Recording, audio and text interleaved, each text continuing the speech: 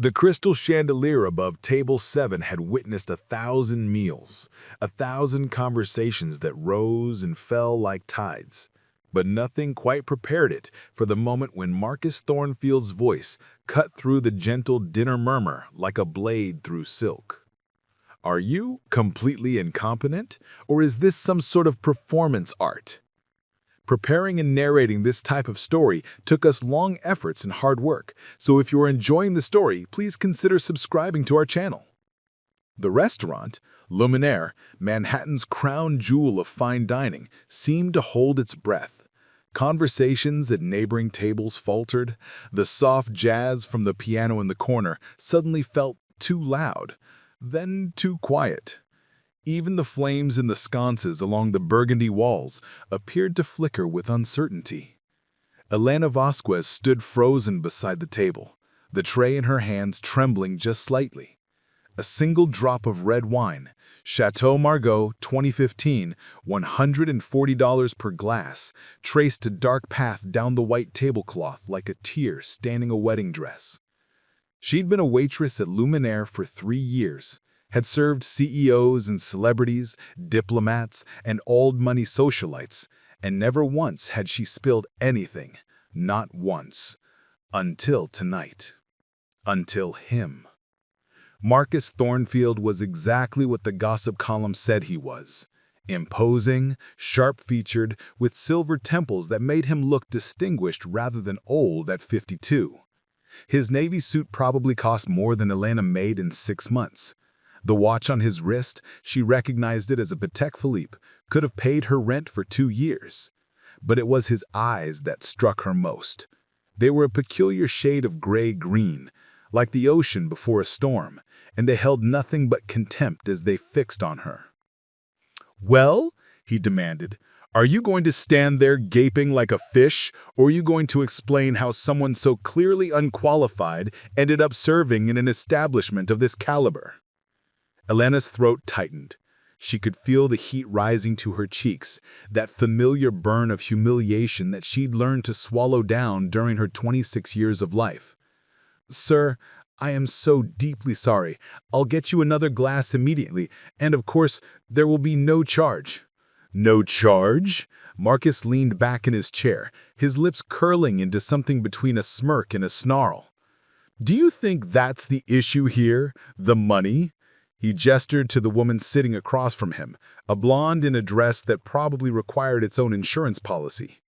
"I'm in the middle of closing a deal worth $40 million, and you've just demonstrated that this restaurant's standards have apparently plummeted. What's next? Are you going to trip and dump the entrees in our laps?" The blonde woman, Veronica something, Elena vaguely recognized her from page 6, touched Marcus's arm with manicured fingers. "Darling, it's fine. It's just wine. Let's not make a scene." "A scene?" He turned his storm cloud eyes on her. "Veronica, I own a chain of luxury hotels across 3 continents. Excellence isn't optional, it's mandatory. And when someone demonstrates this level of incompetence, they need to understand there are consequences." Elena felt something crack inside her chest. She'd been broken before. Life had seen to that. But something about this moment, about the casual cruelty in his voice, about the way he looked at her as if she were nothing, absolutely nothing, triggered something deeper. A memory, perhaps. A ghost of a feeling she couldn't quite name. "I understand, sir. Again, my sincere apologies. I'll have your wine replaced within 60 seconds. She turned to leave, but his voice stopped her. "Wait!" The single word was sharp, commanding. When she turned back, he was staring at her with an odd expression. Not quite anger anymore, but something else. Something that made the hair on the back of her neck stand up. "Have we met before?" Elena's heart stumbled. I don't believe so, sir." "You look—" He trailed off, his eyes narrowing as they traced her face. The high cheekbones, the unusual shade of her eyes, hazel with flakes of gold like autumn leaves caught in honey. The small birthmark just above her left eyebrow, shaped almost like a crescent moon. "No, never mind. Just get the wine."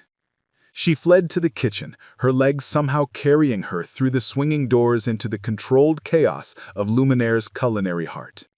The heat hit her first. Always the heat, rolling off the stoves in waves. Then the sounds. Chef Antoine barking orders in rapid-fire French. The sizzle of pans. The clatter of plates. The rhythmic chop-chop-chop of knives meeting cutting boards. "Elena! What happened?" Maria, another server and Elena's closest friend at the restaurant, grabbed her arm. "Your face is white as a ghost."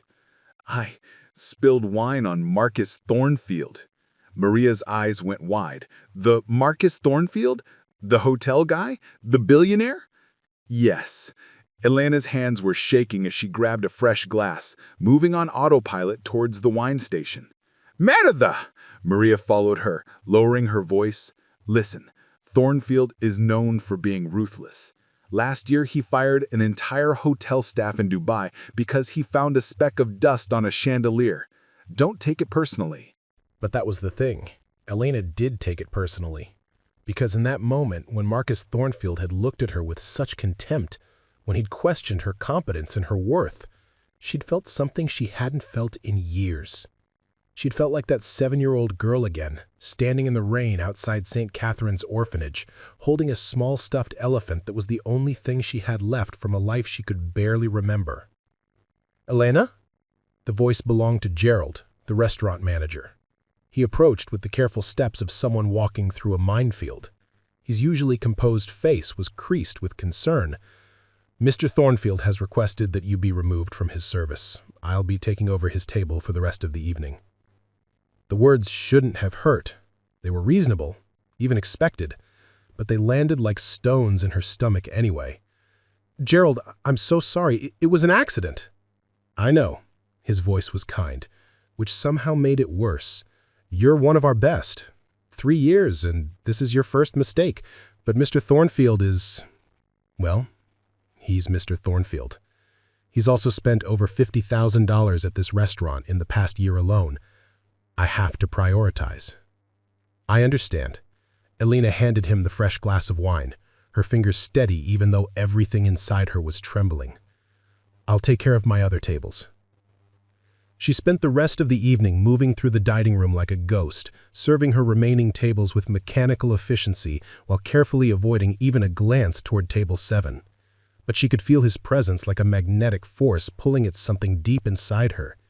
Twice, she caught him staring at her across the room with that same odd expression, puzzlement mixed with something that might have been recognition or might have been disgust. She couldn't tell which would be worse. It was nearly midnight when the last diners finally left. Elena was in the back, rolling silverware into napkins, a mindless task she usually found soothing, when Gerald appeared in the doorway. "Elena, can I see you in my office?" Her stomach dropped. "Gerald, please, I can't lose this job. I know I messed up, but..." "It's not that." He glanced over his shoulder, then back at her. "Just come with me." His office was barely larger than a closet, crammed with schedules, inventory lists, and the accumulated paperwork of running one of Manhattan's premier restaurants. But it wasn't the cramped space that made Elena's breath catch, it was the envelope on the desk. Cream-colored, expensive paper, and resting on top, a business card. Marcus Thornfield, Chairman and CEO of Thornfield Global Holdings. "He left this for you," Gerald said quietly, "after he paid his bill, with specific instructions that I give it to you personally." Elena stared at the envelope as if it might contain a snake. "Did he say anything else?" "Just that you should open it when you got home, and that..." Gerald paused, choosing his words carefully. "He said he owed you an apology." Elena picked up the envelope with numb fingers. It was heavy, the kind that would suggest more than just a letter inside. She turned it over, saw her name written on the front in bold, precise handwriting, Elena Vasquez. "That's all?" she asked. "That's all." "Elena," Gerald's expression softened, "whatever's in there, you don't owe him anything. Not an audience, not a response, nothing. Understood?" She nodded, though she wasn't sure she understood anything anymore. The envelope seemed to burn in her hands as she changed out of her uniform in the staff locker room, as she pulled on her worn jeans and faded jacket as she walked out into the October night where the first hint of winter was creeping into the air. The subway ride to her apartment in Queens was a blur. Elena sat in the corner of the car, the envelope pressed against her chest, while the train rattled through the darkness beneath the city. Around her, the usual late-night crowd, a nurse still in scrubs, probably heading home from a double shift, two men in construction clothes, their faces lined with exhaustion, a teenage girl with headphones, bobbing her head to a beat only she could hear. Normal people, living normal lives, unaware that Elena's world had tilted on its axis. Her apartment was a studio on the 4th floor of a building that had seen better days, probably around the time of the Depression. But it was hers, with its radiator that clanked like a ghost was trapped inside, its window that overlooked a brick wall, its tiny kitchen where she learned to make meals that stretched $1 into a week. On the windowsill sat her only decoration, a small stuffed elephant, threadbare and faded, its left ear sewn back on with mismatched thread. Elena set the envelope on her second-hand table and stared at it while she made tea, chamomile, the cheap kind from the bodega, and tried to steady her breathing. Finally, when the tea had gone cold in her hands, she opened it. Inside was a letter, folded precisely, and beneath it, $500 in crisp bills. Her hands shook as she unfolded the letter. Miss Vasquez, I am not a man accustomed to apologies. I have built an empire on decisiveness, on swift judgment, on the ability to assess and act without hesitation. Tonight, I was wrong. My behavior toward you was inexcusable. No amount of stress, no business deal, no circumstance justifies treating another human being with such contempt. You handled the situation with grace I did not deserve. The money enclosed is not payment or compensation. I understand that would be insulting.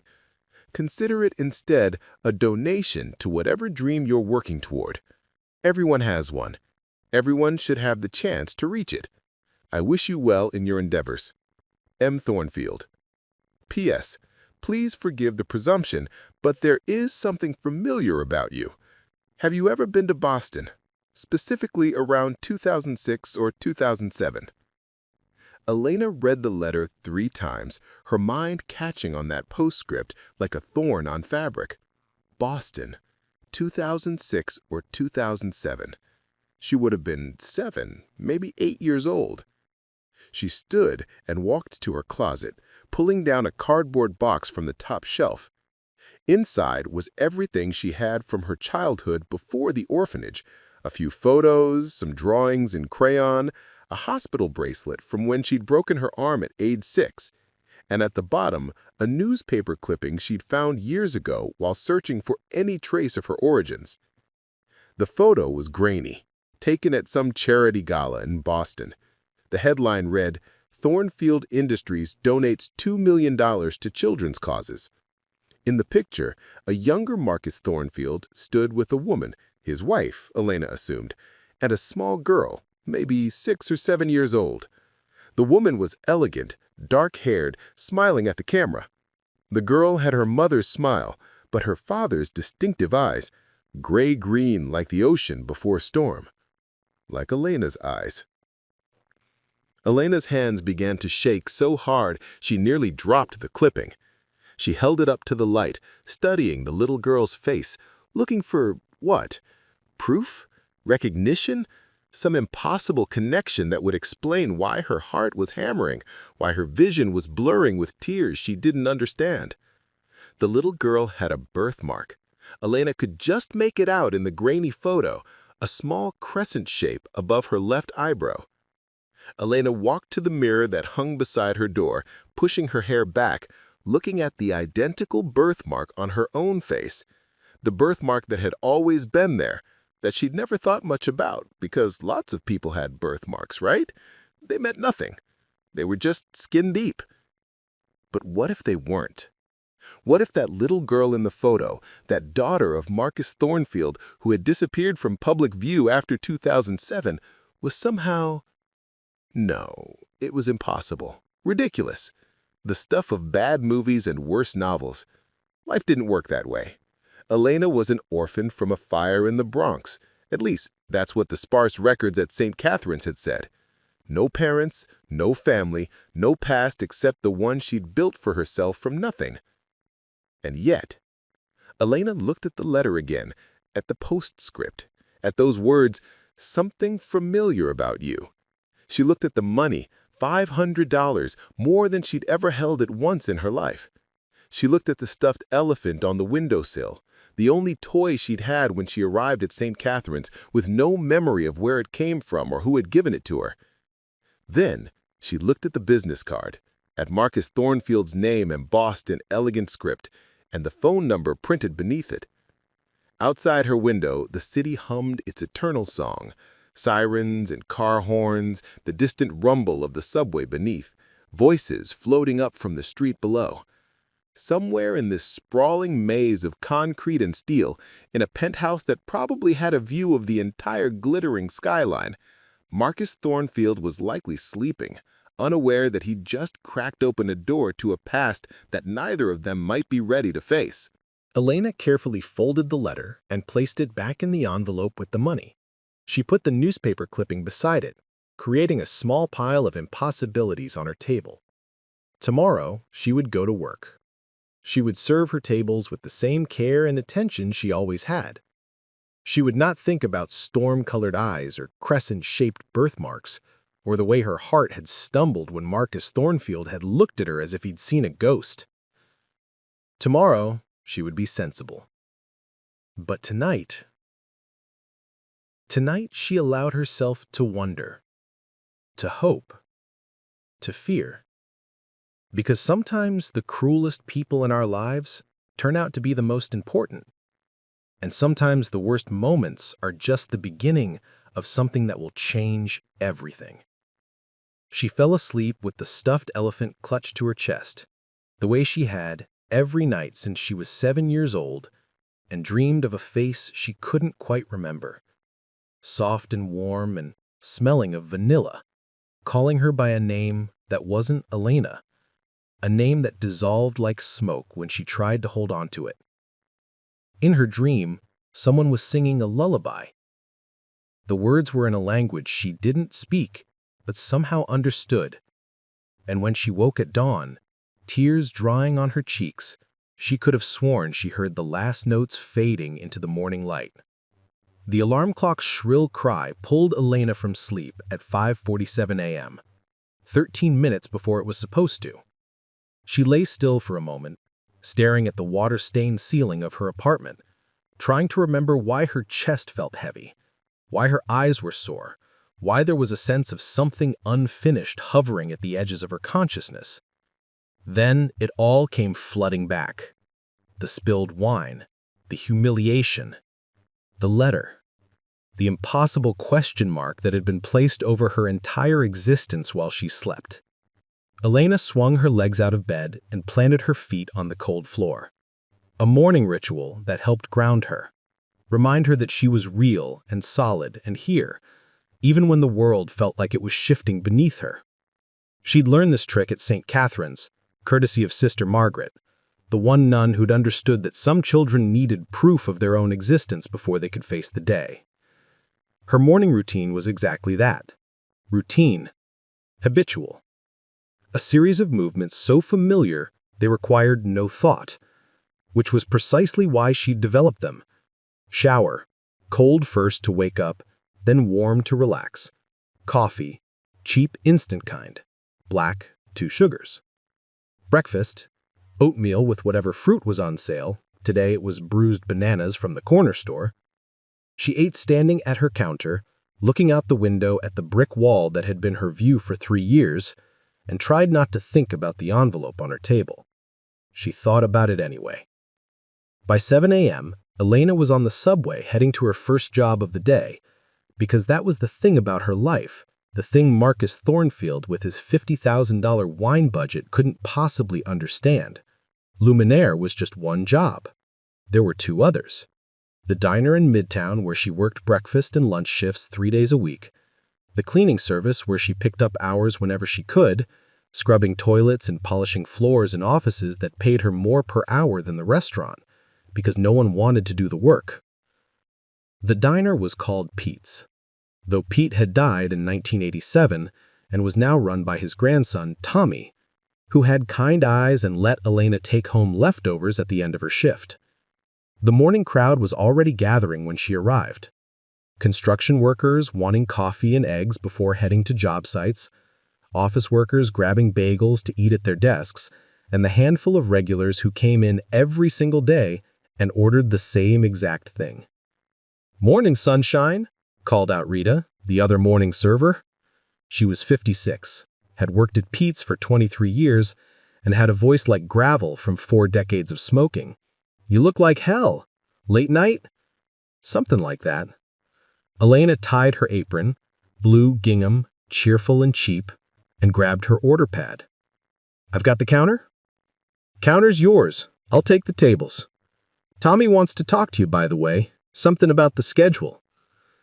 Elena's stomach tightened. Changes to the schedule meant changes to her carefully calibrated life, to the delicate balance she'd constructed between her 3 jobs, the online community college classes she took at night, the hours she needed for sleep, the moment she carved out just to breathe. But she nodded and headed to the kitchen. Tommy was flipping eggs with the practiced ease of someone who'd been doing it since he was tall enough to reach the griddle. He looked up when Elena entered, his round face creasing with concern. "Elena, hey, got a minute?" It's about Miguel. Miguel was Tommy's other morning cook, a quiet man from Ecuador who sent most of his paycheck back home to his family. His wife's sick, cancer. He needs to take a leave, maybe 3 months. I was hoping you might know someone who could fill in. The relief that it wasn't about her schedule was so intense, Elena almost laughed. "I can ask around. Maria at Luminère has a brother who's looking for kitchen work." "That'd be great. And hey," Tommy paused, spatula in hand. "You doing okay? You seem, I don't know, distracted." It was the second time in 12 hours someone had looked at her with that expression. Concern mixed with curiosity. The sense that something about her had shifted. Elena forced a smile. "I'm fine. Just tired. You know how it is." "I do know how it is," Tommy said, his voice gentle. "That's why I worry about you. You work too hard, Elena. When's the last time you did something just for fun? Went out with friends? Saw a movie?" The answer was she couldn't remember, but that wasn't something you said to your boss, even when your boss was as kind as Tommy. "I'll think about it," she said instead, and escaped back to the counter before he could push further. The breakfast rush hit like a wave.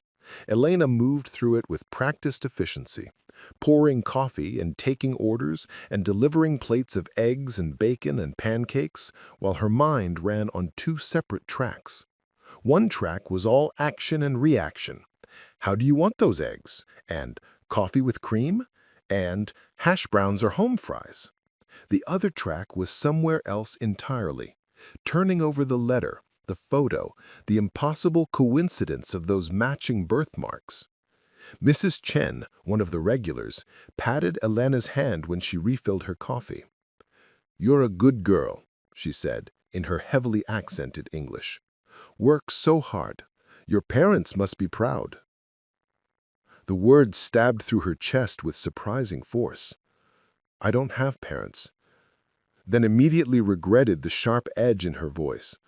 "I mean, they passed away when I was young, but thank you, Mrs. Chen, that's very kind." Mrs. Chen's face crumpled with sympathy.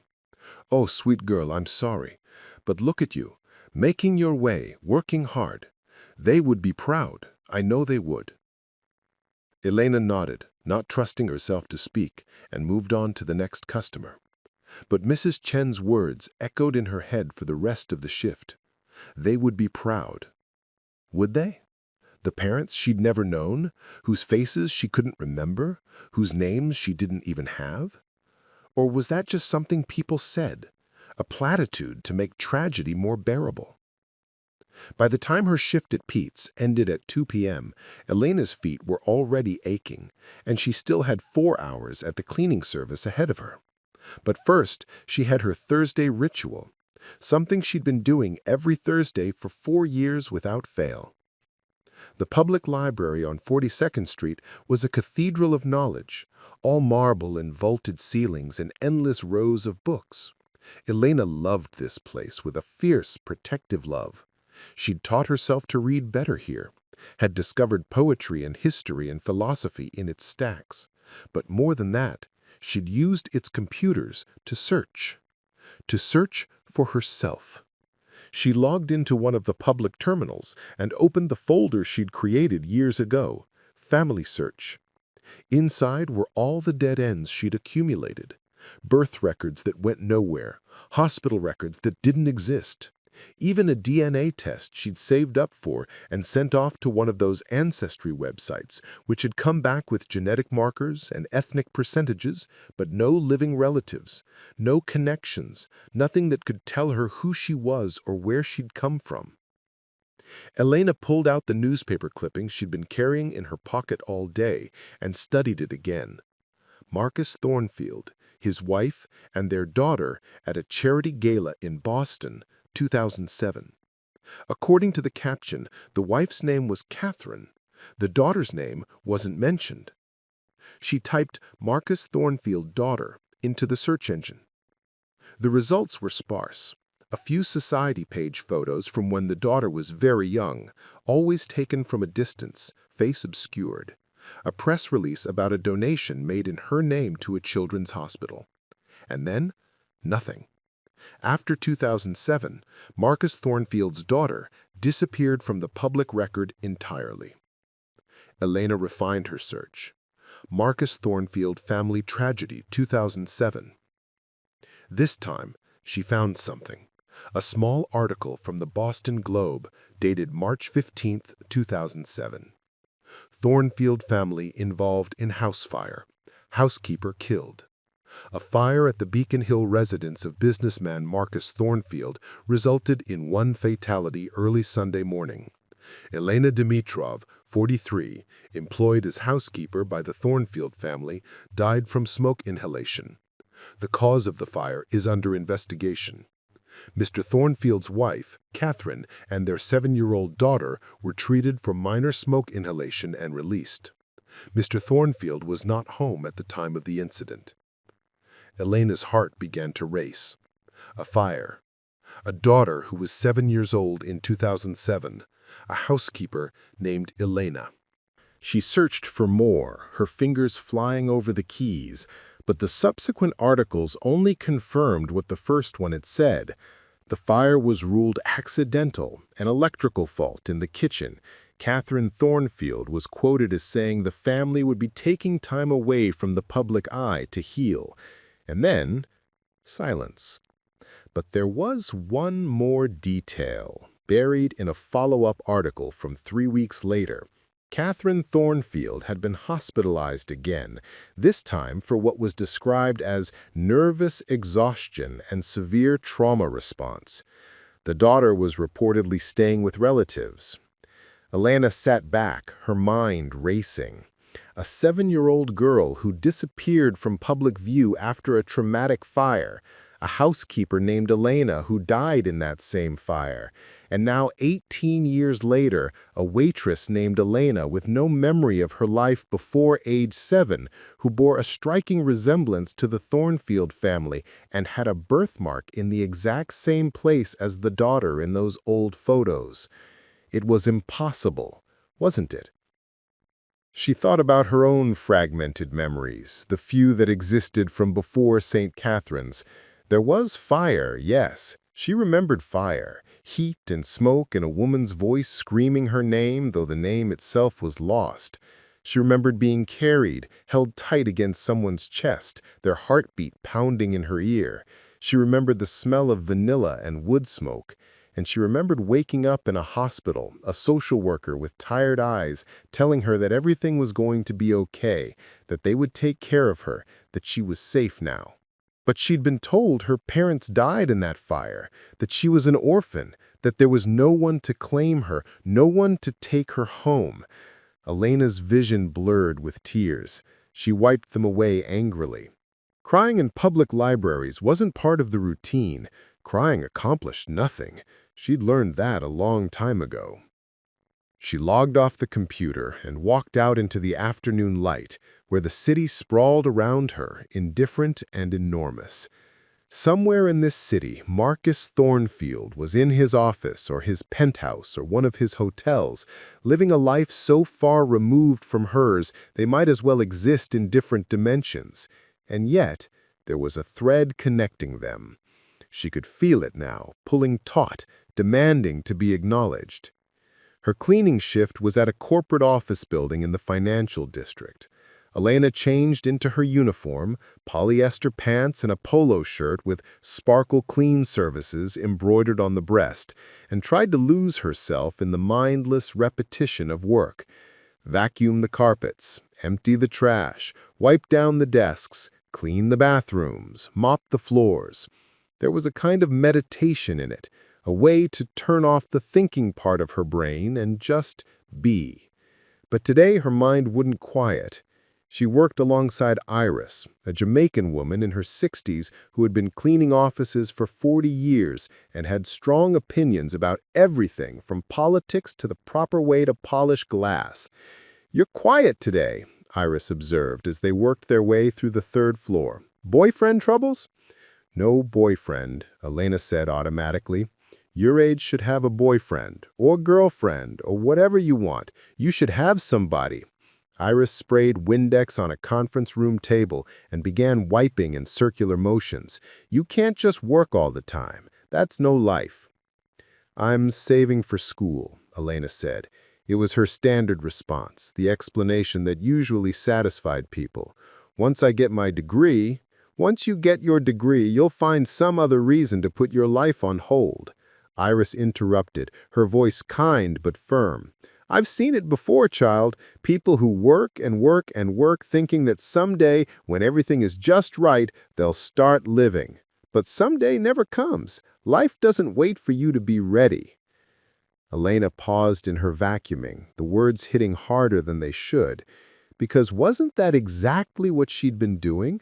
Putting everything on hold, waiting for some future version of herself who had a degree and a real career and enough money in the bank to feel secure? Waiting to be someone worthy of a life that was more than just survival? "What would you do," Elena asked, "if you found out, if you discovered that everything you thought you knew about yourself might be wrong?" Iris stopped wiping and looked at her, really looked at her, the way Sister Margaret used to, seeing past the surface to whatever was underneath.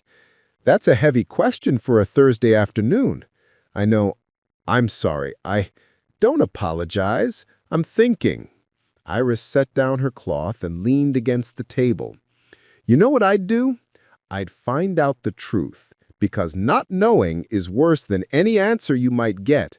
Not knowing leaves you in limbo, leaves you half alive. The truth, even when it hurts, and baby, the truth usually hurts, at least it's solid. You can stand on it. You can build on it." "Then everything changes," Iris said simply, "and you deal with it. Because that's what we do, isn't it? We deal with what comes. We survive. And sometimes, if we're lucky, we even thrive." They finished their shift in companionable silence, but Iris's words stayed with Elena as she rode the subway back to Queens, as she climbed the 4 flights to her apartment, as she stood in her doorway and looked at the envelope still sitting on her table, waiting. She picked up Marcus Thornfield's business card, turning it over in her fingers. The number was printed in neat digits. All she had to do was call. All she had to do was ask the questions that were eating her alive from the inside out. But it was 8 p.m., and she was exhausted, and there were still 2 hours of homework to do for her online economics class. Real life, the life of bills and responsibilities, and tomorrow's breakfast shift demanded her attention. Elena made herself a simple dinner of rice and canned beans, ate it while studying at her table, and tried to focus on supply and demand curves instead of the impossible possibility that her entire existence was built on a misunderstanding, or a lie, or a tragedy so complete that someone had decided it was better to let a 7-year-old girl believe she was an orphan than to tell her the truth. At 11 p.m., she closed her textbook and got ready for bed. She brushed her teeth, washed her face, pulled on the oversized t-shirt she slept in, a faded thing from a 5K charity run she'd volunteered at 3 years ago. She set her alarm for 5:47 a.m., 13 minutes before she needed to wake up, because those 13 minutes of knowing the alarm was coming somehow made the morning more bearable. And then, because she couldn't help herself, couldn't stop the compulsion that had been building all day, Elena picked up her phone and typed out a text message to the number on Marcus Thornfield's business card.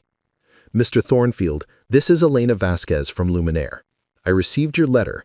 There's something I need to ask you about Boston, 2007. Would you be willing to meet?" She stared at the message for a long time. Her finger hovered over the send button. Once she pressed it, there would be no going back. Once she pressed it, the door to her past, the door she'd been trying to open for 18 years, might finally crack open. Or it might slam shut forever. Elena thought about Mrs. Chen at the diner, about her certainty that Elena's parents would be proud. She thought about Iris's words. "Not knowing is worse than any answer you might get." She thought about the little girl in the newspaper photo with her storm-colored eyes and crescent birthmark who had disappeared from the world and never been seen again. And she thought about Marcus Thornfield's face last night, that moment when he looked at her and said, "Have we met before?" The way his expression had shifted from contempt to confusion to something that might have been recognition or might have been fear. She pressed send. The message disappeared into the digital void. 3 dots appeared immediately, indicating he was typing. Then they disappeared. Then they appeared again. Finally, after what felt like an eternity but was probably only 30 seconds, a response came through. "Yes, tomorrow, 10 a.m., my office. I'll send a car." Elena stared at the phone, her heart hammering against her ribs. She typed back, "I can take the subway." His response was immediate. "The car will be there at 9:30. Please, Elena, let me do this one thing." There was something in that message, in the use of her first name, in the word please, in the suggestion that he needed to do this as much as she did, that made her breath catch. "Okay," she typed. "Thank you." She set the phone down and looked around her apartment. The water-stained ceiling, the brick wall outside her window, the radiator that clanked, the stuffed elephant on the windowsill. Everything was exactly as it had been 24 hours ago, and yet everything felt different. The walls seemed thinner, as if they might dissolve at any moment to reveal something else underneath. Elena turned off the light and lay in the darkness, listening to the sounds of the building around her. The couple arguing upstairs, the TV playing too loud next door, the ambulance siren wailing past on the street below. Normal sounds. The sounds of her normal life, but nothing felt normal anymore. She closed her eyes and tried to sleep, but every time she started to drift off, her mind presented her with questions. What if Marcus Thornfield was her father? What if he thought she was dead? What if Catherine Thornfield, her mother, was still alive? What if there was a whole family out there, a whole life she could have had, if only something had gone so terribly wrong 18 years ago? And the question that scared her most, what if they didn't want her? What if the truth was that they knew she survived and they chose to let her go, to let her grow up in an orphanage believing she was alone in the world? What if there was a reason she'd been erased from their lives? A reason she'd been allowed to disappear? Elena turned onto her side, pulling the thin blanket up to her chin. Through the wall, she could hear her neighbor's TV, some late-night talk show, the audience's laughter filtering through like a reminder that somewhere people were finding joy in ordinary moments. She thought about all the ordinary moments she'd lived through alone. First days of school where other kids had parents taking photos, birthdays celebrated with whatever cake the nuns at St. Catherine's could afford, Graduation from high school, where she'd sat in the auditorium and watched other families cheer while Sister Margaret had been her only attendee, clapping with tears in her eyes. She'd told herself it was okay. She'd told herself that she was strong, independent, that she didn't need anyone. But lying here in the dark, on the edge of a revelation that could change everything, Elena had to admit the truth. She'd been lonely. God, she'd been so lonely. And she'd convinced herself it was normal, that this was just what life was, that everyone felt this untethered. But maybe they didn't. Maybe other people had roots, connections, a sense of belonging that she'd only ever glimpsed from the outside. Sleep finally came sometime after 2 a.m., bringing with it dreams that were more memory than fantasy. She was small again, being carried through smoke and darkness. There were voices, urgent, frightened. Someone was crying. And there was that smell again, vanilla and wood smoke, and a woman's voice singing that lullaby in a language she didn't speak, but somehow understood. In the dream, Elena could see the woman's face for the first time. Dark hair, high cheekbones, eyes the color of autumn leaves. She was beautiful and terrified, and she was holding Elena so tight it hurt. "I won't let them take you, Malishka. I promise. I won't let them." Then the dream shifted, and Elena was standing in a grand house she didn't recognize. There was a man at the top of a sweeping staircase, Marcus Thornfield, but younger, his face twisted with anguish. He was shouting something, but Elena couldn't hear the words over the sound of sirens. She woke with a gasp at 5:47 a.m., exactly when her alarm was set to go off. For a moment, she lay perfectly still, trying to hold on to the dream, but it was already fading like mist and sunlight. All that remained was the feeling, the bone-deep certainty that she had been loved once, fiercely and desperately, by someone who had tried to protect her. From what? She didn't know, but she was going to find out. Elena went through her morning routine with extra care as if she were preparing for battle. She showered longer than usual, washing away the night's dreams and anxieties. She spent time on her hair, usually just pulled back in a ponytail, but today she let it fall loose around her shoulders. She even put on a touch of makeup, which she almost never did, just some mascara and lip gloss from a drugstore compact that was probably a year past its expiration date. For clothes, she chose the best she had, a navy dress she'd bought at a thrift store for job interviews, paired with the only pair of heels she owned. Looking at herself in the mirror, Elena barely recognized the woman staring back. She looked put together, almost elegant, like someone who might belong in Marcus Thornfield's world, even just for an hour. The car arrived at 9:30 exactly, right as she was locking her apartment door. It was a sleek black sedan with a driver in a crisp suit who opened the door for her and called her Miss Vasquez in a respectful tone that made her feel like she was playing dress-up in someone else's life. "Mr. Thornfield wanted me to ensure you were comfortable. Would you like water, coffee? The trip will take about 30 minutes. "I'm fine, thank you." Elena's voice came out steadier than she felt. She watched Queens slide past the window, the familiar streets and bodegas and apartment buildings that made up her world. Soon they were on the bridge, Manhattan's skyline rising before them like a promise or a threat. She couldn't decide which. The driver took us to Midtown, pulling up in front of a gleaming tower of glass and steel that seemed to pierce the sky itself. The Thornfield building was etched in elegant letters above the entrance. Of course, Marcus Thornfield had a building with his name on it. Men like him always did. "Top floor," the driver said, gesturing to the entrance. "They're expecting you." Elena stepped out onto the sidewalk, tilting her head back to look up at the building. Somewhere up there, 40 or 50 stories above the street, Marcus Thornfield was waiting. The man who might be her father. The man who had looked at her with contempt before he looked at her with recognition. The man who held the keys to every question she'd ever had about herself. The lobby was all marble and gold, with a ceiling so high it seemed to disappear into its own shadow. A security guard checked her name against a list and directed her to a private elevator. Not the bank of public elevators where office workers waited with their coffee and briefcases, but a separate one, marked simply executive. The elevator doors were polished to a mirror shine. Elena caught her reflection as they closed. A young woman in a thrift store dress, clutching a purse that was more necessity than fashion, looking absolutely terrified beneath her careful makeup. She closed her eyes and took a deep breath. "I won't let them take you." The words from her dream echoed in her mind. Who had said them? And take her where? From whom? The elevator rose smoothly, quickly, the floor numbers climbing on the digital display above the door. 30, 40, 45, 50. The doors opened onto a reception area that looked like it belonged in a design magazine. Floor-to-ceiling windows offered a panoramic view of the city. Modern art hung on the walls. Original pieces, Elena was certain, not reproductions. Everything screamed money, power, success.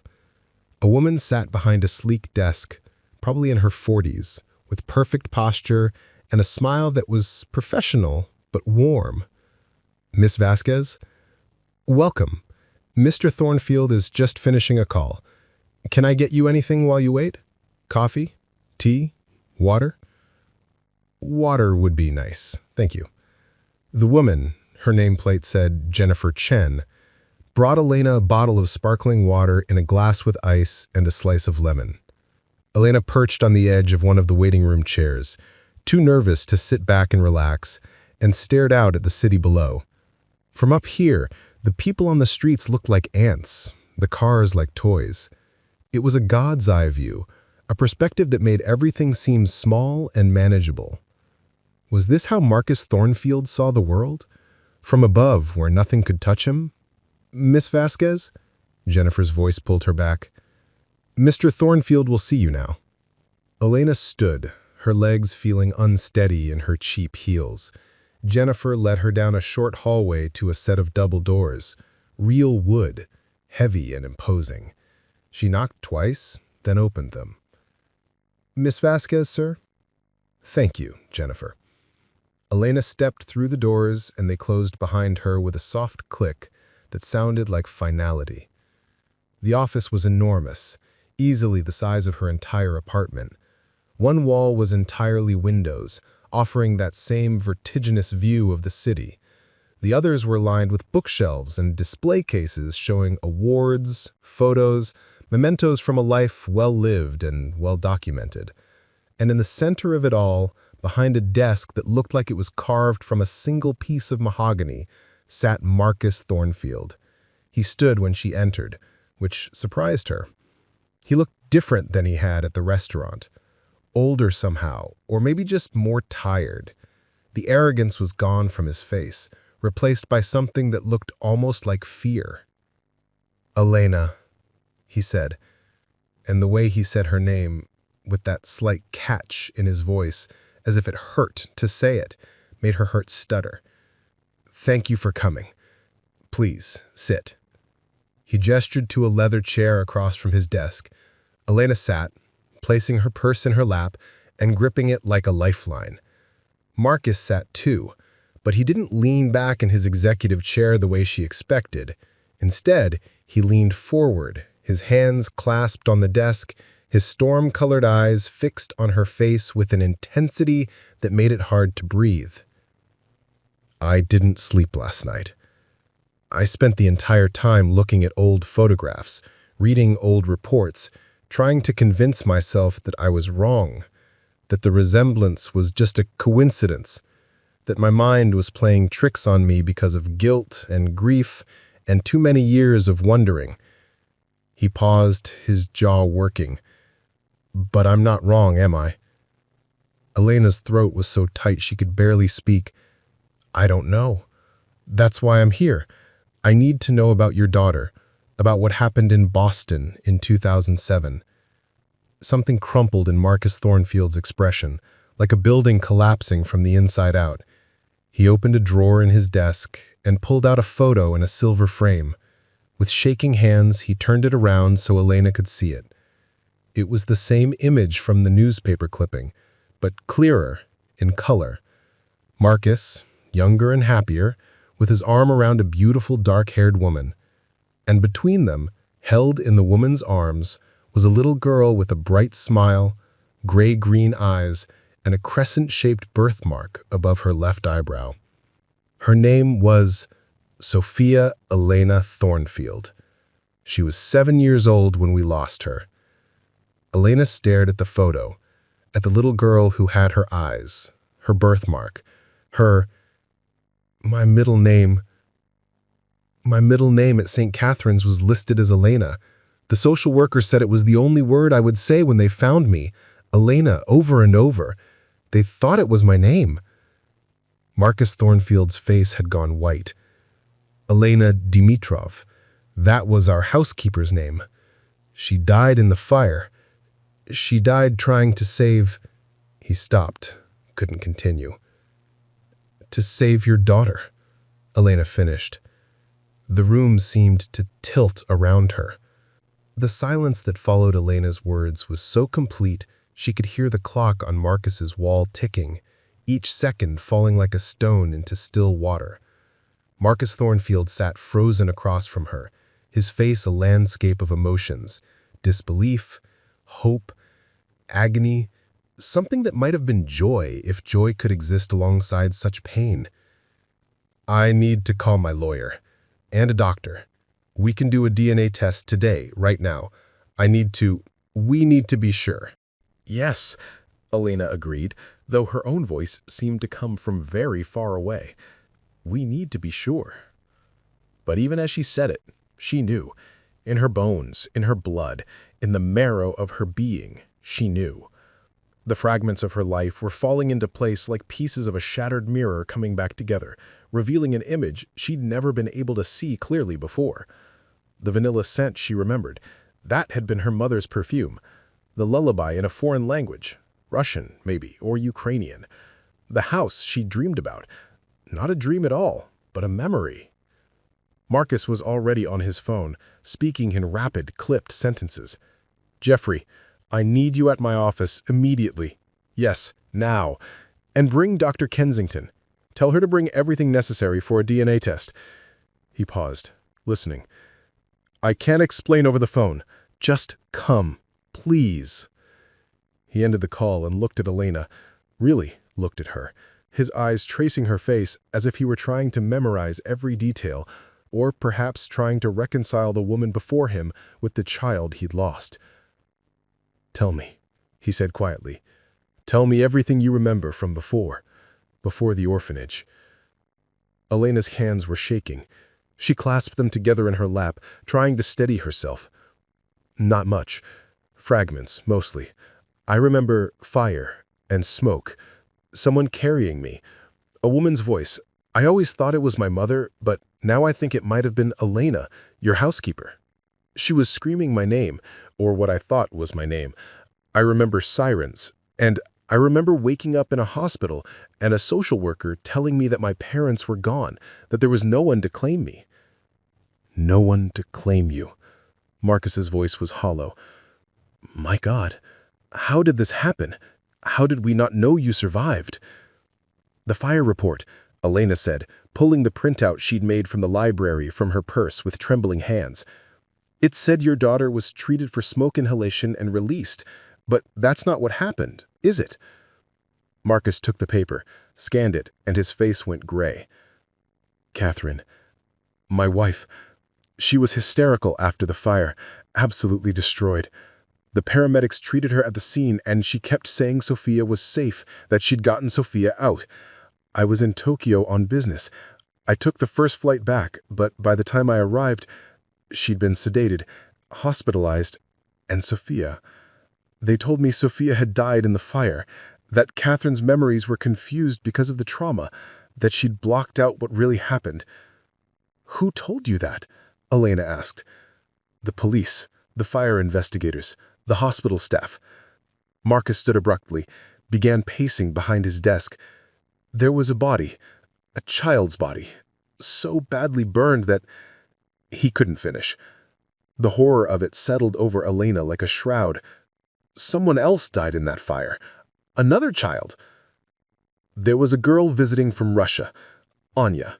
She was the daughter of one of Elena Dimitrov's friends. She was staying with us for a few weeks, about the same age as Sophia. They played together, His voice broke. We buried her thinking she was our daughter. And all this time, Sophia, you, were alive.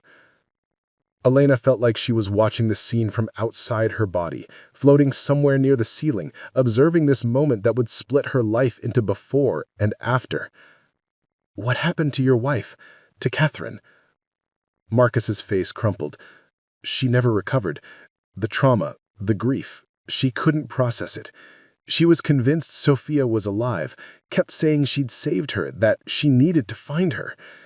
The doctor said it was a delusion, a coping mechanism. I thought, God help me, I thought she was losing her mind. I had her committed to a psychiatric facility. For her own safety, they said. For treatment. The room spun. Elena gripped the arms of her chair. Is she still alive? Yes, she's at Willowbrook Sanctuary in Connecticut. It's a private facility, the best care money can buy, but He turned to look at Elena, and there were tears on his face now, cutting tracks through his carefully maintained composure. She still talks about finding Sophia.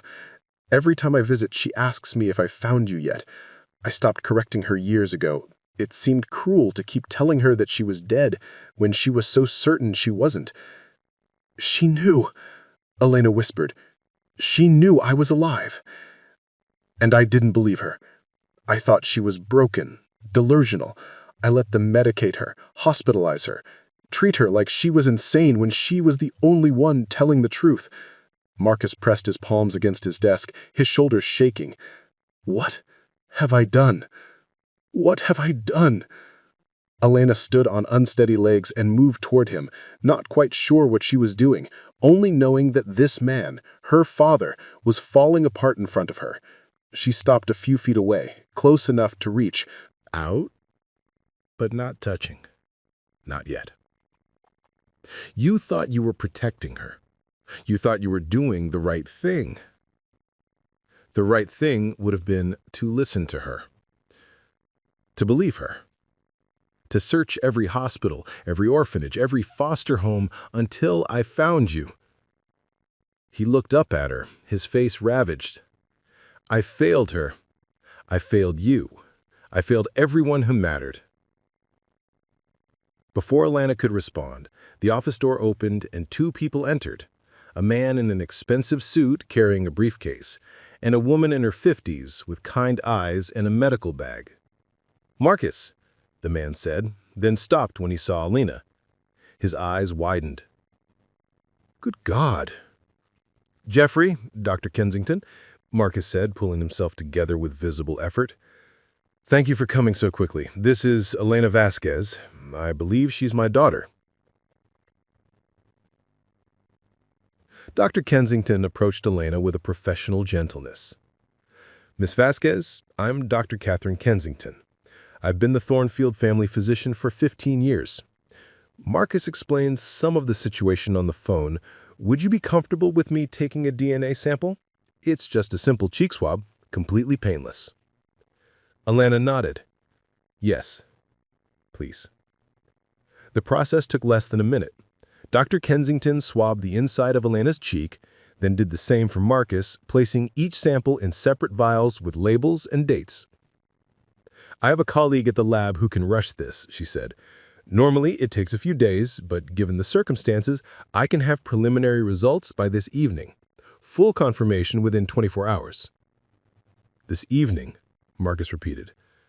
But I already know. Jeffrey, look at her. Look at her eyes, the birthmark. It's Sophia. It's my daughter. Jeffrey, the lawyer, was studying Elena with an expression that was equal parts wonder and concern. Marcus, I understand what you're feeling, but we need to be careful here. There are legal implications, questions about the original death certificate, the burial, how this error occurred, not to mention the media storm this will create when it gets out. I don't care about the media, Marcus snapped. Perhaps not, but Miss Vasquez might, Jeffrey said gently, turning to Elena. This is going to change your life in ways you may not have anticipated. The press will dig into everything, your past, your present, how you've been living. They'll want the story, and they won't be kind in how they get it. Elena sank back into her chair, the weight of this truth settling over her like a physical thing.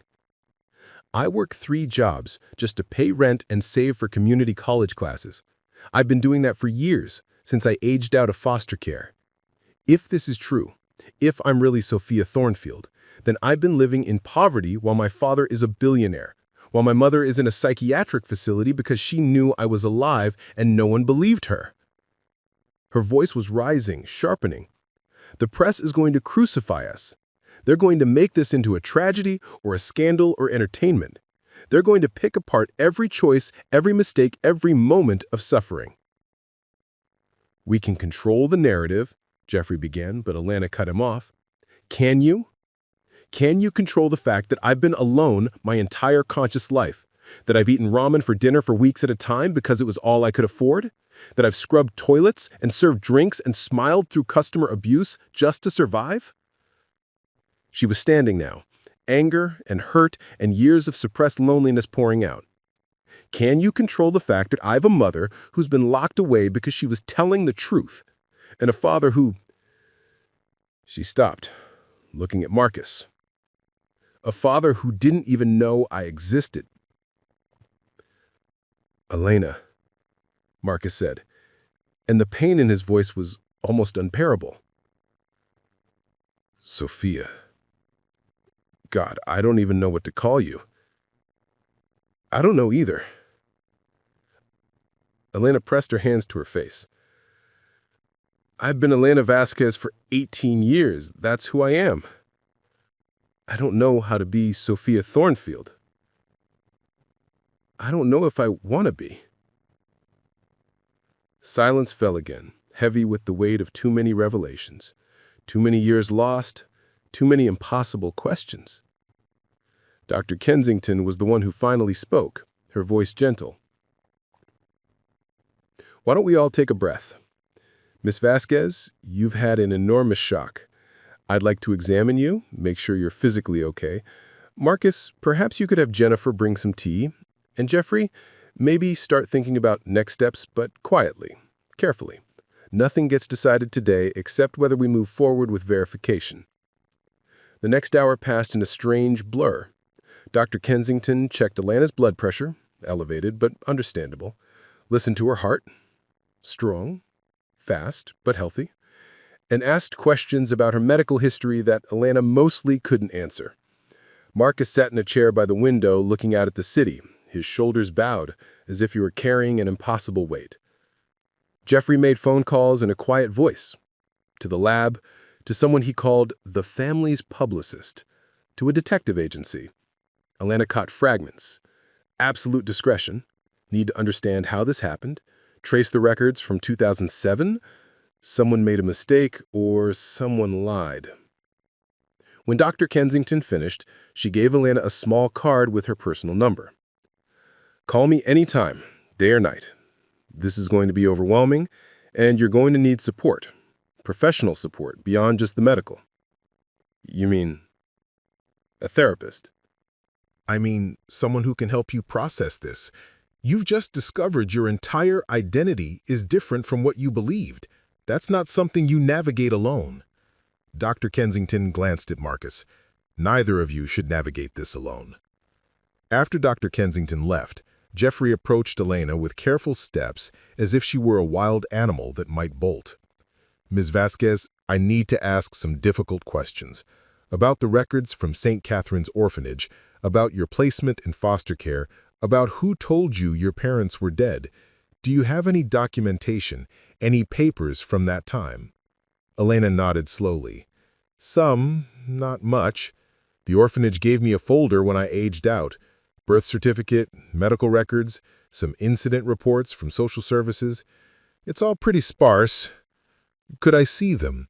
It might help us understand how this happened, how you ended up in the system instead of being returned to your family.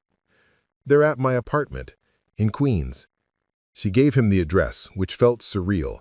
giving Marcus Thornfield's lawyer her address, as if her two worlds were colliding in real time. "I'll send someone to pick them up, if that's all right with you," Jeffrey said. "We need to move quickly, before word gets out. Once the DNA results are confirmed, there's going to be a firestorm, and we need to be prepared." Elena pulled her apartment key off her keyring and handed it to him. "The folder is in my closet, top shelf, in a box marked important." She almost laughed at that, important, as if it contained the secrets of the universe instead of just the meager scraps of a life she'd barely understood. Jeffrey left to make arrangements, and then it was just Elena and Marcus in the vast office, the city sprawling below them, indifferent to the earthquake happening 50 floors up. "I'm sorry," Marcus said finally, "for last night, for how I treated you at the restaurant. If I had known—" "But you didn't know. And honestly, would it have mattered? Would you have treated me differently if I were just some random waitress who spilled wine, if I weren't potentially your daughter?" Elena heard her bitterness and couldn't quite regret it. Marcus flinched. "I'd like to say yes. I'd like to believe I'm not the kind of man who treats service workers with contempt, but the truth is, I've become that man. Somewhere along the way, after losing Sophia, after Catherine broke, after I built this empire to fill the void, I forgot how to see people as people. I forgot how to be human. That's not an excuse. No, it's not. It's just the truth." He stood and moved toward her, stopping a respectful distance away. "Elena, and I'm going to call you that until you tell me otherwise, because that's who you've been, who you've made yourself into. I can't undo the past. I can't give you back the childhood you lost or the family you should have had. But if you are Sophia, if the DNA proves what I believe in my heart, then I want to try. I want to make this right, whatever that means, whatever it takes." Elena looked at him, this man who was a stranger and yet might be her father. She tried to imagine calling him Dad, tried to picture herself in this world of private elevators and personal doctors and lawyers on speed dial. It felt like trying to wear someone else's skin. What if I don't want to be part of this world? What if I don't want the money or the name or any of it? What if I just want to know the truth and then go back to my life? "Then that's your choice." Marcus's voice was steady, but you could see the hope dying in his eyes. "I won't force anything on you. You're not a child anymore. You're a woman who's built a life on her own terms. I have no right to disrupt that, even if—" He stopped, swallowed. "Even if you are my daughter." The intercom on his desk buzzed. "Mr. Thornfield, Miss Chen is here to see Miss Vasquez."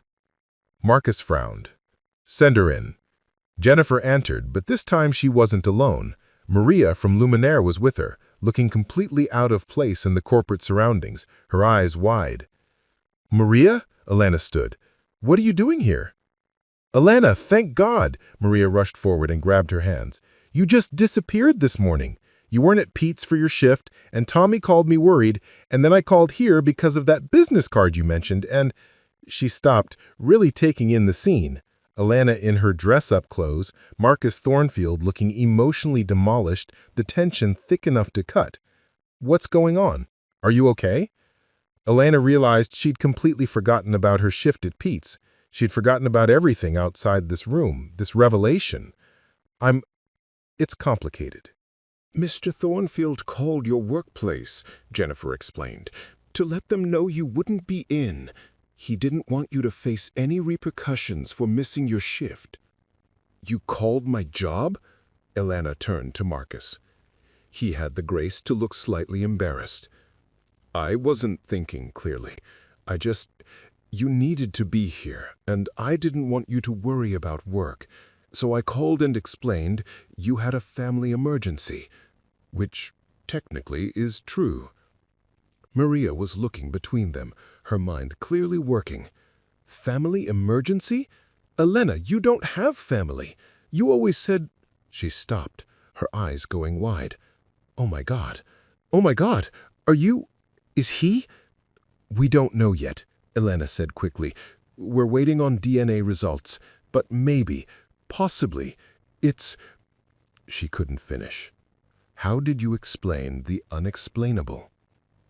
Maria, bless her, didn't push. She just pulled Elena into a fierce hug. Whatever this is, whatever's happening, you're not alone, okay? I'm here, Tommy's here, everyone at Luminère is worried about you. You have people, Elena. Don't forget that. The words broke something open in Elena's chest. She'd been so focused on the family she'd lost, on the possibility of parents and a past, that she'd forgotten about the family she'd made. The chosen family of co-workers and friends who'd supported her, helped her, cared about her when she had nothing and no one. "Thank you," she whispered into her shoulder. "Thank you for coming. Always. You want me to stay, or do you need to deal with this alone?" Elena pulled back and looked at Marcus, who was watching them with an expression of surprised respect. "I think I need to stay here for now, but tonight, can I crash at your place? I don't want to be alone." "Of course. My couch is your couch. You know that."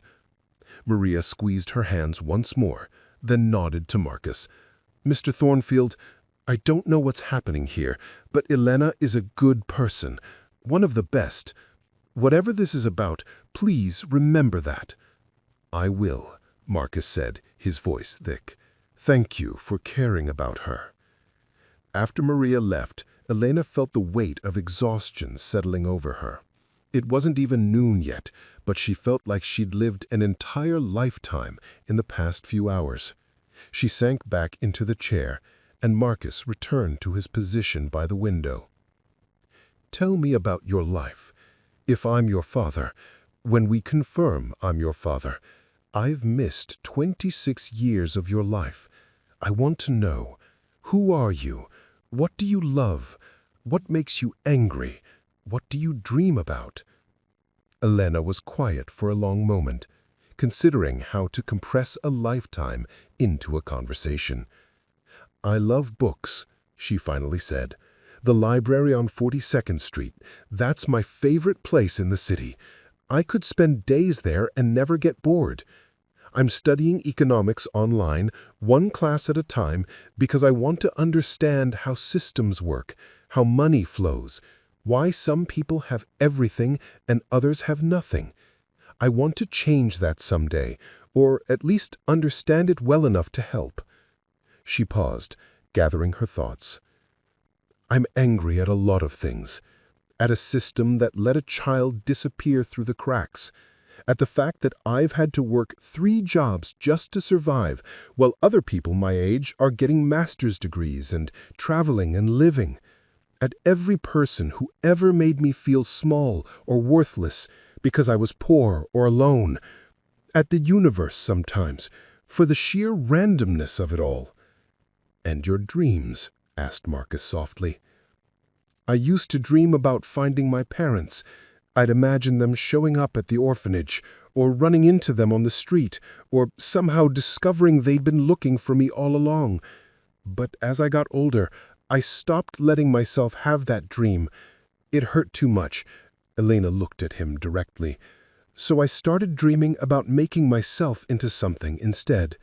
About getting a degree, building a career, maybe helping kids like me who aged out of the system. About being someone who mattered, who made a difference." "You already matter. You already make a difference. I saw how your friend cares about you. That doesn't happen by accident. That happens because of who you are." "I don't know how to do this. I don't know how to be your daughter. I don't even know if I want to be." "Then don't be," Marcus said simply. "Be who you are. Be Elena. Let me learn who that is. Let me earn the right to be part of your life, if that's even possible. There's no rush, no deadline. We have time." But did they? Elena thought about Catherine, locked away in a psychiatric facility, still asking about the daughter everyone thought was dead. They'd already lost so much time. How much more could they afford to lose? "I want to meet her," Elena said suddenly. "My mother, Catherine. I need to see her, talk to her." Marcus's face went pale. Elena, she's not... Her mental state is fragile. The doctors have her on medication, and she has good days and bad days. Seeing you might... Might what? Might prove she was right all along? Might give her a reason to live again? Elena stood, feeling a surge of something like anger, or maybe it was just urgency. She spent 18 years knowing I was alive, and everyone told her she was crazy. She deserves to know the truth. She deserves to see that she was right. After the DNA results, Marcus said, please, let's confirm it first, and then we'll go together. I promise. But I need to prepare the doctors, prepare her. If we do this wrong, if we give her hope and then somehow it's not true... You already know it's true, Elena said. You knew the moment you saw me, just like I knew the moment I saw that photograph. Marcus closed his eyes, and a single tear escaped down his cheek. Yes, I knew. They spent the rest of the day in a strange limbo, neither quite present nor fully absent.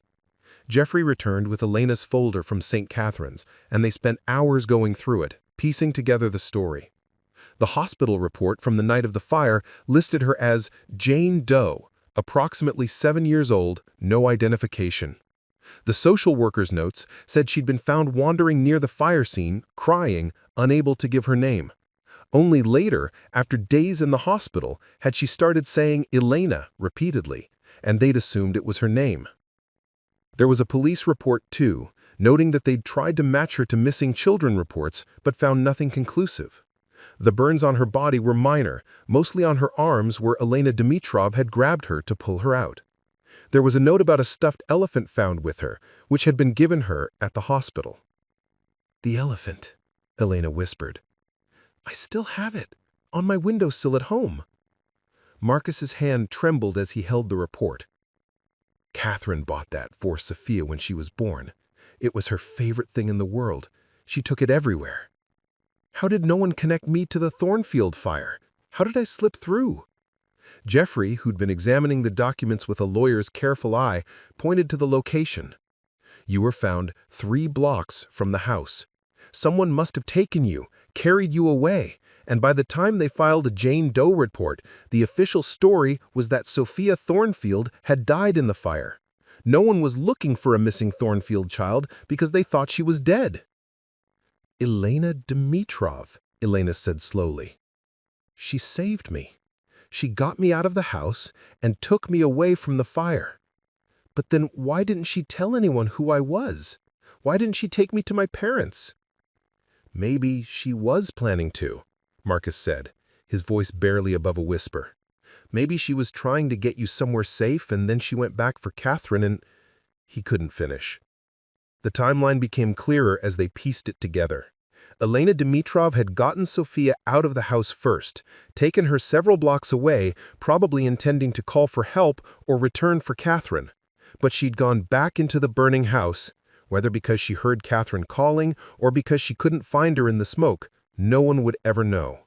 That's when she died, overcome by smoke inhalation in the kitchen where the fire had started. And little Sophia, traumatized and confused, had wandered into the chaos of emergency vehicles and first responders, just another child in the crowd of onlookers, until someone realized she was alone, burned, and couldn't tell them who she was. 3 blocks, Marcus said, staring at the police report. 3 blocks was the difference between you coming home and you disappearing for 18 years. At 6:47 p.m., Dr. Kensington called. Marcus put her on speakerphone, and Elena found herself holding her breath. "Marcus, the preliminary results are conclusive. Elena Vasquez is a genetic match. She's your daughter. The full panel will confirm in 24 hours, but there's no doubt. Sophia is alive." The room seemed to contract and expand simultaneously. Elena heard herself make a sound, not quite a sob, not quite a laugh, something in between. Marcus sank into his chair, his face in his hands, his shoulders shaking. "Thank you, Catherine. Thank you." After the DNA confirmation, Elena and Marcus drove to Willowbrook Sanctuary the next morning. The facility was exactly what money could buy. elegant grounds, attentive staff, rooms that felt more like hotel suites than hospital wards. But none of it had been able to heal Catherine's heart. They found her in the sunroom, a slender woman with gray-streaked dark hair, staring out at the gardens. When she turned and saw Elena, she went perfectly still. "Sophia, is it really you?" Her voice was barely a whisper, trembling with 18 years of hope and fear. "It's me, Mom. I'm here. I'm alive." Catherine's hands flew to her mouth, tears streaming down her face. "They said I was crazy. They said you were gone. But I knew. I knew you were out there." She reached out with shaking hands and touched Elena's face, traced the crescent birthmark above her eyebrow. "My Malishka, my little one." Elena broke then, 18 years of loneliness and longing pouring out as she fell into her mother's arms. Catherine held her tight, rocking her the way she must have when Elena was small, murmuring in Russian words that Elena didn't understand but felt in her bones. Marcus stood apart, watching his family reunite, his face wet with tears. When Catherine finally looked up at him, there was something in her eyes besides joy. There was vindication and pain, and a question. "Do you believe me now?" "I'm so sorry," Marcus said, his voice breaking. "Catherine, I'm so sorry. You were right. You were right all along." The road ahead wouldn't be easy. Catherine would need time to heal from her years of institutionalization. Elena would need to navigate her two worlds, the life she'd built as Elena Vasquez and her new identity as Sophia Thornfield. There would be lawyers and press conferences, questions about the misidentification, investigations into how a child had slipped through every safety net. But that day, in the sunroom at Willowbrook Sanctuary, none of that mattered. What mattered was a mother who'd never stopped believing, a father who'd learned to listen too late, and a daughter who'd survived against impossible odds. What mattered was that after 18 years of searching, they had finally found each other. Elena still kept her apartment in Queens. She still worked at Luminère, though now she didn't need to. She finished her degree, started a foundation for aged-out foster children, and learned to navigate between both her worlds. Because she was both Elena and Sophia, the girl who'd survived, the woman who'd built herself from nothing, the daughter who came home. And sometimes, late at night, Catherine would sing her that Russian lullaby, and Elena would close her eyes and remember, not with pain, but with gratitude for the second chance none of them thought they'd have. Preparing and narrating this type of story took us long efforts and hard work, so if you are enjoying the story, please consider subscribing to our channel.